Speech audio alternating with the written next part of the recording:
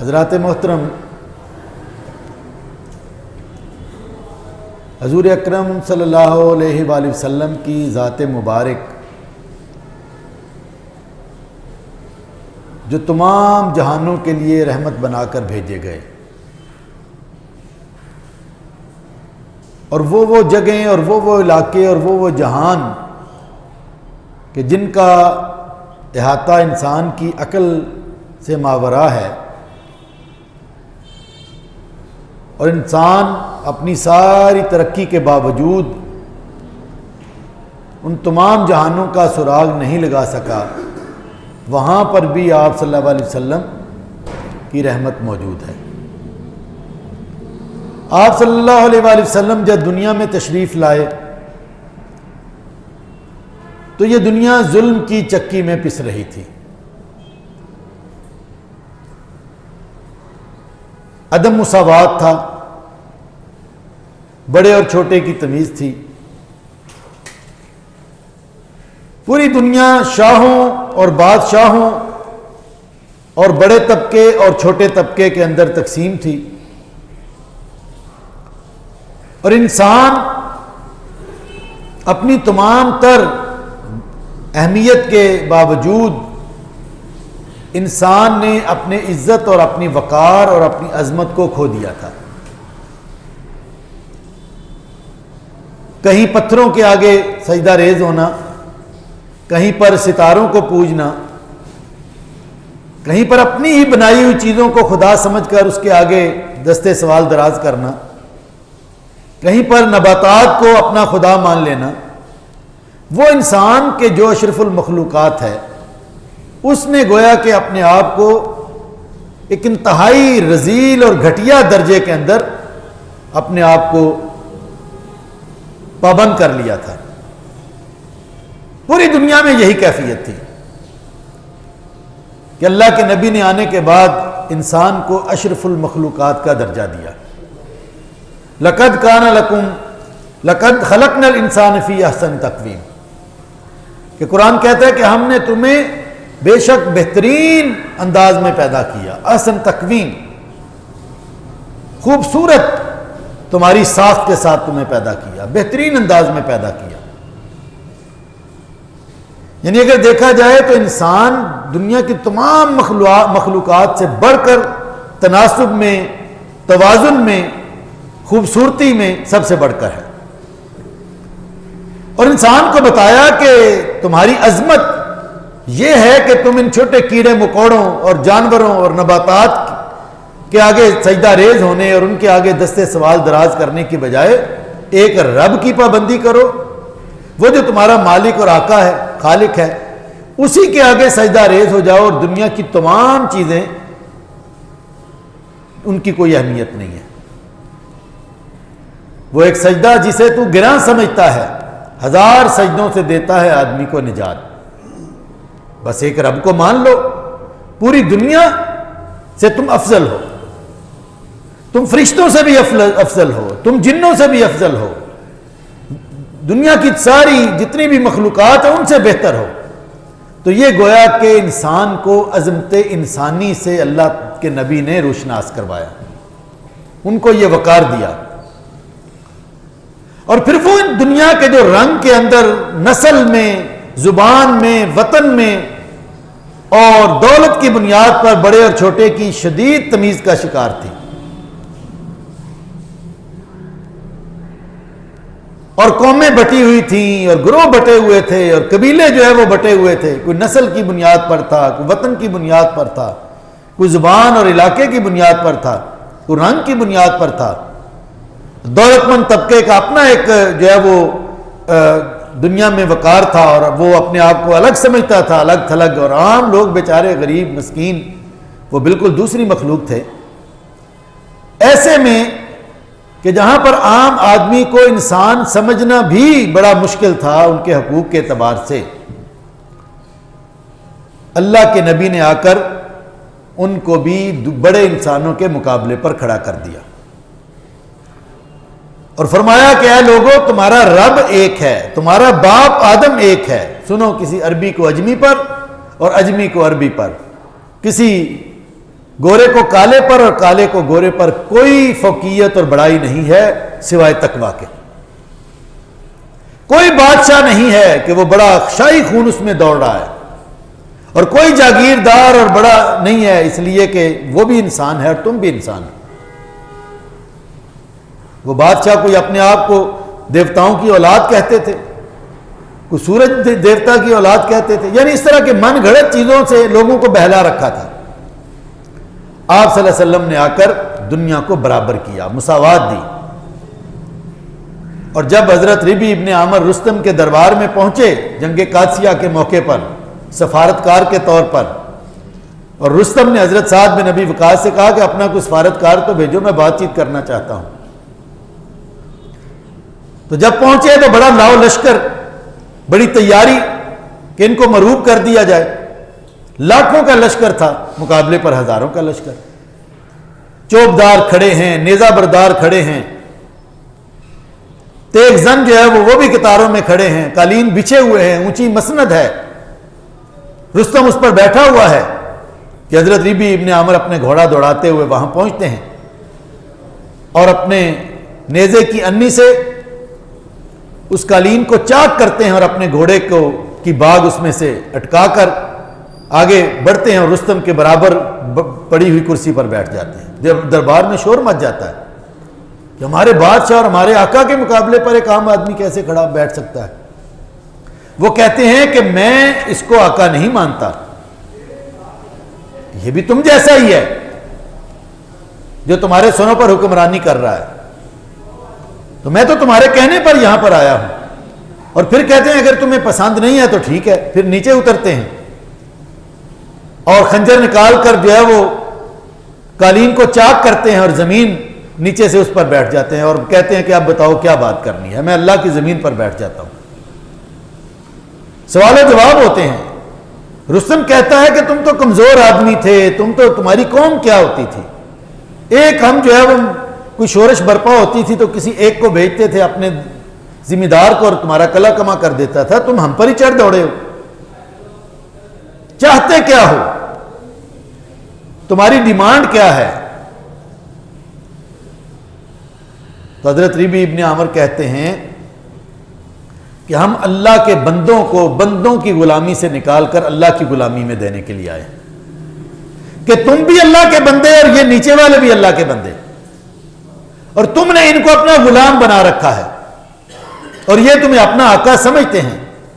ہم یہ چاہتے ہیں کہ اس غلامی کے توق کو ختم کر دیا جائے اور بندوں کو اپنے رب سے ملا دیا جائے، اس لیے کہ تم بھی بندے یہ بھی بندے، خالق تو ایک ہی ہے، کوئی بڑے اور چھوٹا نہیں ہے، کوئی رنگ میں کوئی ادھر ادھر، سب ایک ہے۔ تو دنیا کو مساوات اللہ کے نبی نے دی، برابر کیا، اور پھر دنیا کو علم و حکمت کی تعلیم بھی دی۔ علم و حکمت کی تعلیم، دنیا میں کہاں تعلیمی ادارے ہوتے تھے، کہاں یہ مدرسے ہوتے تھے؟ بڑی بڑی اس وقت روم اور ایران کی سلطنتیں ہوتی تھیں، سپر پاورز تھے، لیکن تعلیم تو چند ایک لوگوں کے لیے مخصوص تھی، ایک مخصوص مذہبی طبقہ ہوتا تھا یا کوئی حکمران طبقہ ہوتا تھا، ورنہ تو تعلیم عام نہیں تھی، علم بڑا محدود تھا۔ آپ صلی اللہ علیہ وسلم نے آ کر لوگوں کو علم سے اور حکمت سے متمتع کیا۔ قرآن کہتا ہے کہ علم والے اور بغیر علم کے برابر نہیں ہو سکتے۔ کل ربی زدنی علما، دعا سکھائی، یا اللہ میرے علم میں اضافہ فرما۔ اور آپ صلی اللہ علیہ وسلم نے فرمایا کہ ہر مرد اور عورت پر تعلیم حاصل کرنا، علم حاصل کرنا لازمی اور فرض ہے۔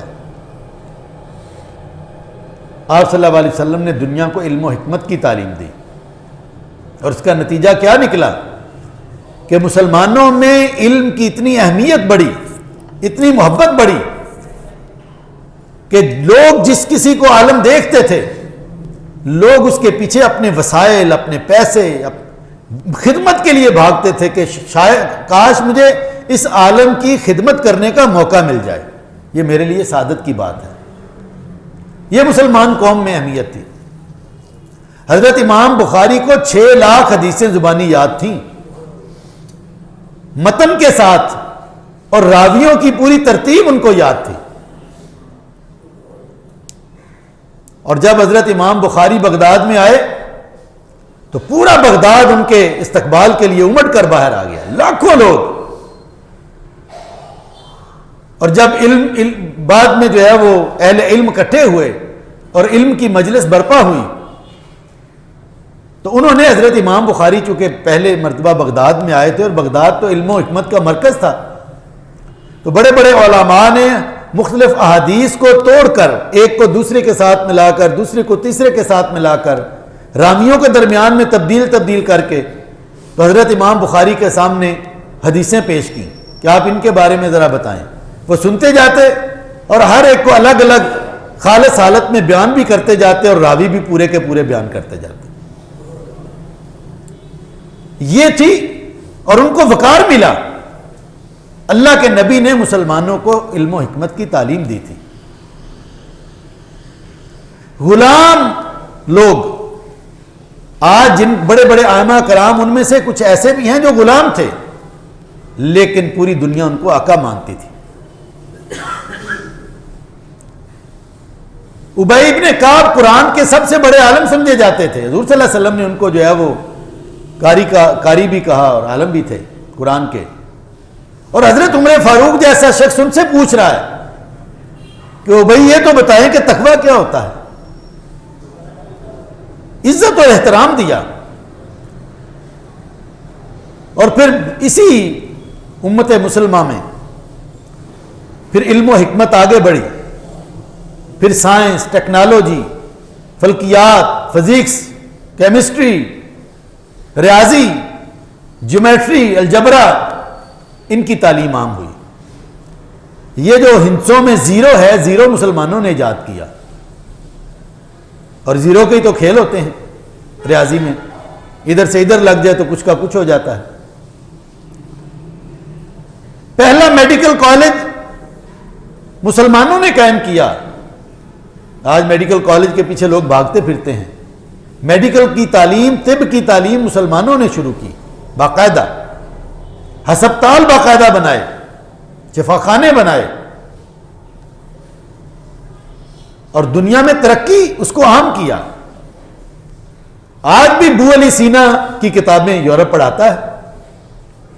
ابن خلدون کو آج بھی پوری دنیا، اگرچہ یورپ والوں نے مسلمانوں سے علم لیا لیکن نام نہیں لیتے، اعتراف نہیں کرتے۔ احسان مند آدمی تو اعتراف بھی کرتا ہے، بے شک انہوں نے آگے بہت ترقی کر لی ہے۔ مسلمانوں نے اگر یونانیوں سے کچھ سیکھا تو اس کا اظہار کیا، لیکن یہ اتنے کمینے ہیں کہ انہوں نے اظہار بھی نہیں کیا، لیکن اس کے باوجود چند شخصیات ایسی ہیں کہ جن کا جادو اس طرح سر چڑھ کر بولا، ابو علی سینا جیسے اور ابن خلدون جیسے ماہر تاریخ، کہ جن کا نام ان کو لینا ہی پڑا۔ یورپ نے مسلمانوں سے تعلیم حاصل کی، اور پھر یہ بنیادی حقوق دنیا کو کس نے سکھائے ہیں؟ یہ تو میرے نبی نے سکھائے ہیں۔ یہاں کہاں حقوق تھے؟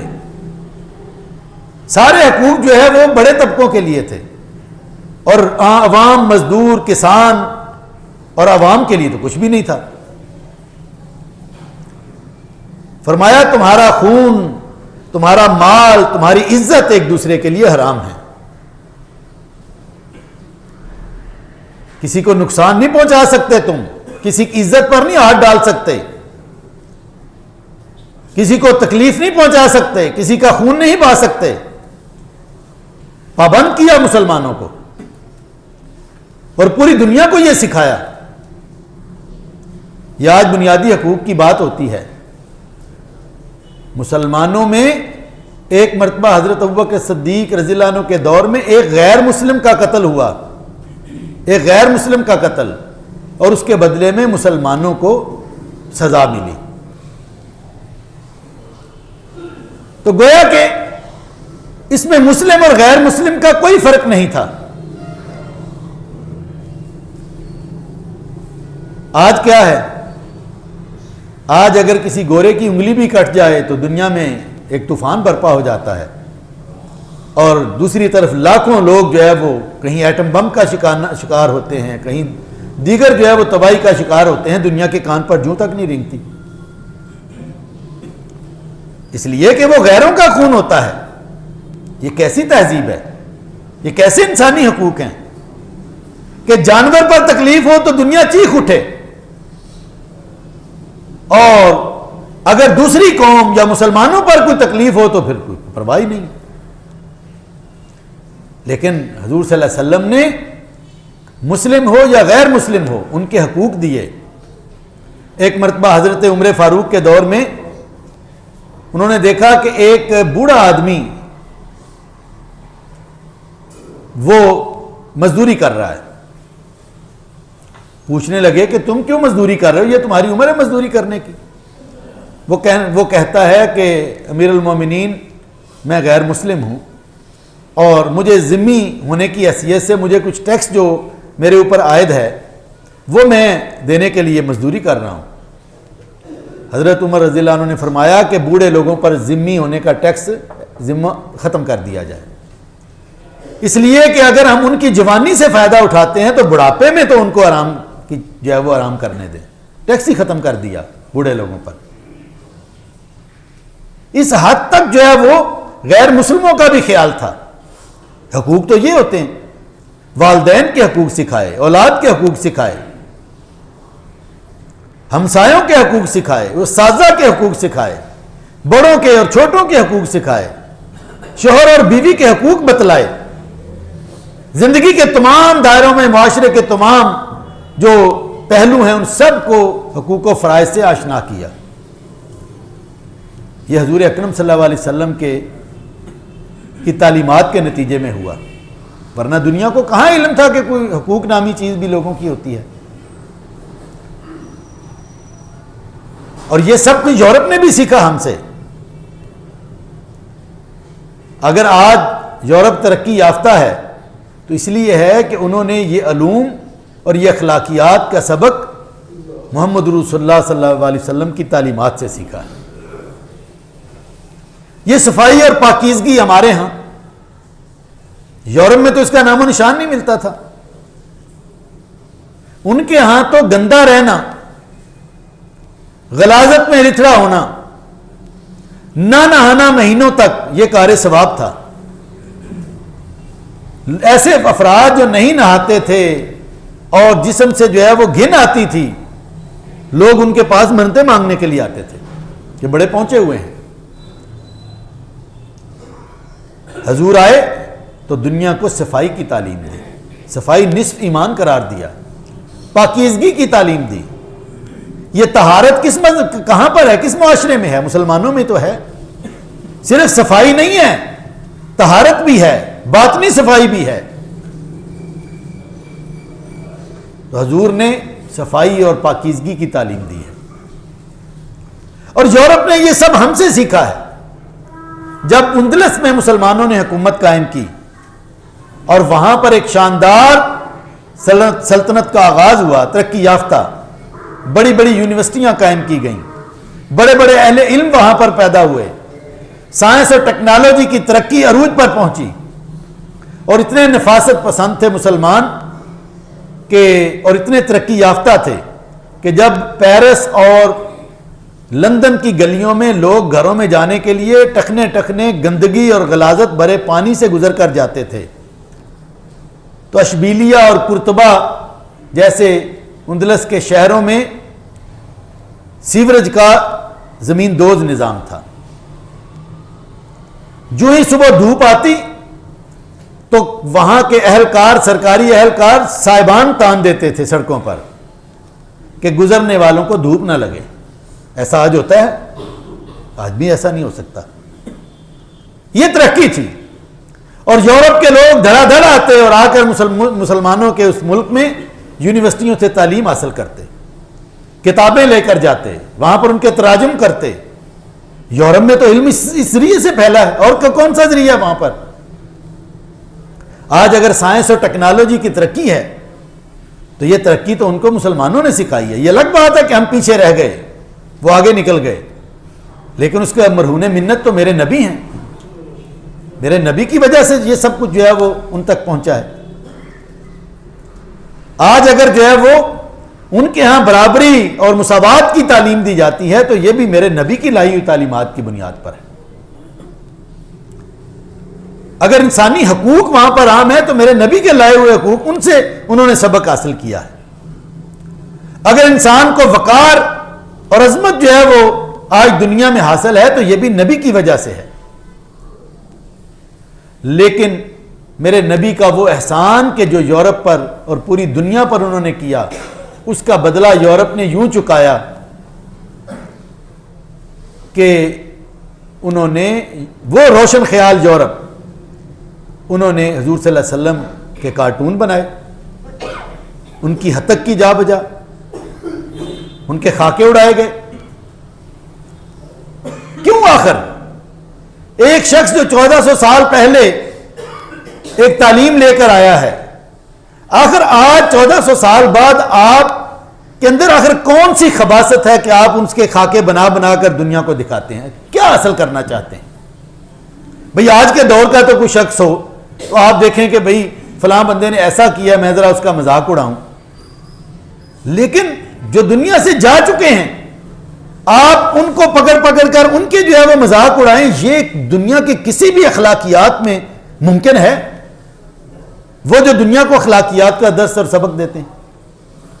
دلوں میں بغض ہے، کینہ ہے نبی کے خلاف، نفرت ہے.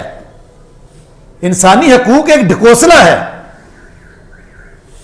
اصل میں وہ نفرت ہے کہ جو نفرت چھپے نہیں چھپائی جاتی ان سے، وہ کسی نہ کسی شکل میں باہر آتی ہے.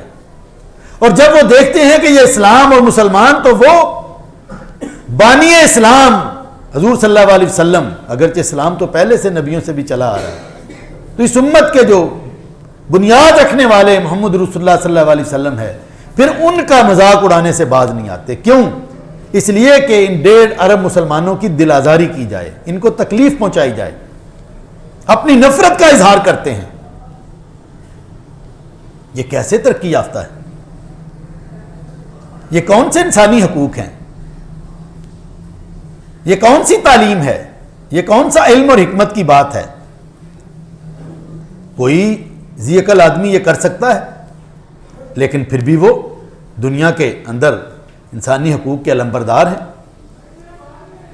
سیاہ کو سفید اور سفید کو سیاہ کر دیں، جو چاہے آپ کا حسن کرشمہ ساز کرے. یعنی ایک طرف جو ہے وہ ایک فرد کو ہاتھ بھی لگایا جائے تو انسانی حقوق کی تنظیمیں چیخ اٹھتی ہیں، اور دوسری طرف 1.5 ارب سے زائد مسلمانوں کے دلوں کو چھلنی کیا جائے تو کسی کا حق جو ہے وہ اس کو کچھ بھی نہیں ہوتا. اور بلکہ جو گالیاں دینے والے ہیں وہ کہتے ہیں کہ یہ ہمارا حق ہے، ہم جو چاہیں کریں. اور جب ترک وزیر اعظم نے فرانس کے صدر کو، کہ جس نے صدارتی طور پر سرکاری طور پر ان خاکوں کی تعریف کی اور اس کو جو ہے وہ اس کے حق میں بات کی، تو اس نے کہا کہ یہ پاگل ہو گیا ہے. تو پورا فرانس کا میڈیا چیخ اٹھا کہ ہمارے صدر کو پاگل کہہ رہا ہے، ہماری ہتک کی ہے، ہماری توہین کی ہے. یعنی آپ کا وہ صدر جس کو 4 سال کے لیے آپ نے منتخب کیا ہے، اور یقیناً آپ اگلے 4 سال یا اس سے اگلے 4 سال کے لیے منتخب نہیں کریں گے، آخر کار کوئی اور پارٹی جیت جائے گی. اس کی تو اتنی ہتک ہو گئی اور اتنی توہین ہو گئی، اور اس کی بنیاد پر پوری فرانسیسی قوم کی توہین آپ نے سمجھا کہ ہو گئی ہے. لیکن محمد رسول اللہ صلی اللہ علیہ وسلم کے خاکے اڑانے پر جو 1.5 ارب سے زائد 57 مسلمان ممالک اور پوری دنیا میں پھیلے ہوئے ممالک، تاکہ یورپ کے ممالک بھی جہاں مسلمان رہتے ہیں، ان کی جب آپ دل آزاری کرتے ہیں تو وہاں توہین نہیں ہوتی. یہ کون سا پیمانہ ہے؟ یہ کون سی مساوات اور عدل ہے جو آپ نے اختیار کیا ہے؟ آپ کا اندر آج بھی تاریک تر ہے. بظاہر آپ جو ہے وہ غازہ مل کر اپنے آپ کو روشن خیال کہہ رہے ہیں، لیکن آپ سے زیادہ تاریخ خیال اس روئے زمین پر اور ہے ہی کوئی نہیں، جس کو اتنا بھی خیال نہیں ہے کہ 1/3 سے زیادہ دنیا کی آبادی کے لوگ جو ہیں ان کی دل آزاری سے باز رہیں، ان کو تکلیف نہ پہنچائیں۔ جس نبی نے آپ پر احسانات کی بارش کی ہے، آج اگر اس مقام پر ہیں تو اس نبی کی تعلیمات کی وجہ سے ہیں۔ اسی نبی کے خاکے اڑاتے ہیں، کارٹون بناتے ہیں۔ تو حضرات محترم، کمزوری تو ہماری بھی ہے کہ آج وہ طاقتور ہیں، ہم کمزور ہیں، جذبہ ایمانی موجود نہیں ہے، اتحاد اور اتفاق مسلم قوم میں موجود نہیں ہے، ہمارے حکمران بزدل ہیں۔ ہمارے وزیر اعظم صاحب نے کمال کیا، پہلے مرحلے پر مذمت کی ان کے صدر کی، اور کچھ دنوں کے بعد وہاں پر جب ایک چیچنیا کے نوجوان نے خاکے اڑانے والوں کو جو ہے وہ ایک کو قتل کیا، اس پر جو ہے وہ مذمت شروع کر دی کہ یہ دہشت گردی ہے۔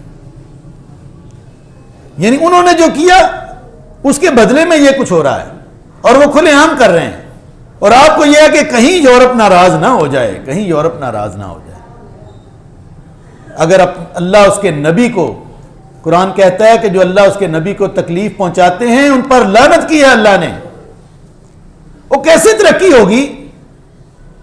کس طرح معیشت کو آپ بہتر بنا سکتے ہیں جب رب ہی ناراض ہو؟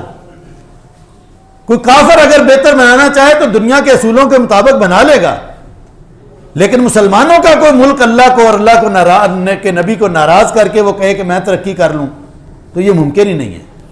اور ہم دیکھ رہے ہیں کہ ترقی کیا ہونی ہے، پیچھے کو چلے جا رہے ہیں۔ اپنے پیٹ کے لیے، معیشت کے لیے ہم جو ہے وہ آنکھیں بند کرتے ہیں، لیکن اگر اپنے نبی کے لیے اٹھ کھڑے ہوں گے تو رب وہاں سے ہماری مدد کرے گا، وہاں سے خزانوں کے دروازے کھولے گا جس کا وہم و گمان بھی نہیں کیا جا سکتا۔ یہ ایمان ہونا چاہیے، اصل میں ایمان کی کمی ہے۔ جب بھی کچھ معاملہ اس طرح کا ہوتا ہے تو فوراً جمع تفریق شروع ہو جاتی ہے، اور جی ایسا کیا تو پھر ہمارا وہ ایکسپورٹ میں یہ ہو جائے گا اور امپورٹ میں یہ ہو جائے گا، اور اگر فلاں ملک کو یہ ہو گیا تو پھر ہمارا جو ہے وہ فلاں نقصان ہو جائے گا۔ اسی جمع تفریق میں گویا کہ اللہ کے نبی کو جو مرضی کوئی کہتا رہے، ہماری نظر تو اپنے پیٹ پر ہے، تو پھر رب کیسے ناراض نہیں ہوگا؟ اور جب رب ناراض ہوگا تو جتنی بھی تدبیریں آپ کریں گے وہ ساری کی ساری تدبیریں الٹی ہو جائیں گی۔